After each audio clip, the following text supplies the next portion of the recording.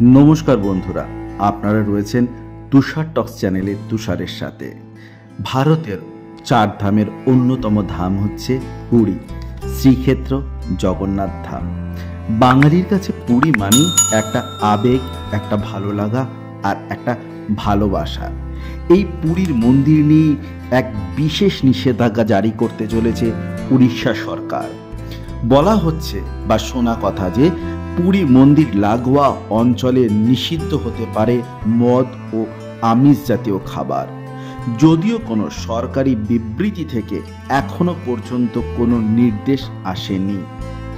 শোনা যাচ্ছে মন্দিরের 2 কিলোমিটারের মধ্যে মদ আর 3 কিলোমিটারের মধ্যে আমিষ খাবার সম্পূর্ণরূপে নিষিদ্ধ হতে পারে।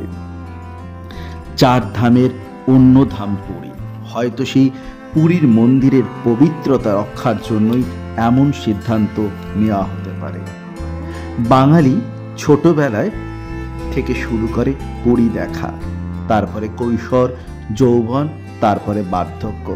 পুরী কখনো পুরনো হয় না। আর এই পুরীর পবিত্রতা রক্ষার জন্যই উড়িষ্যার আইনমন্ত্রী শ্রী পৃথ্বীরাজ হরিচন্দন এইরকম একটা কথাই বলেছেন।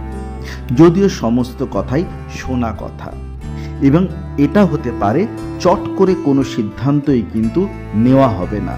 কারণ পুরীর সিংহদুয়ারের সামনে যে গ্র্যান্ড রোড রয়েছে, সেখানে একাধিক আমিষ খাবারের দোকান রয়েছে।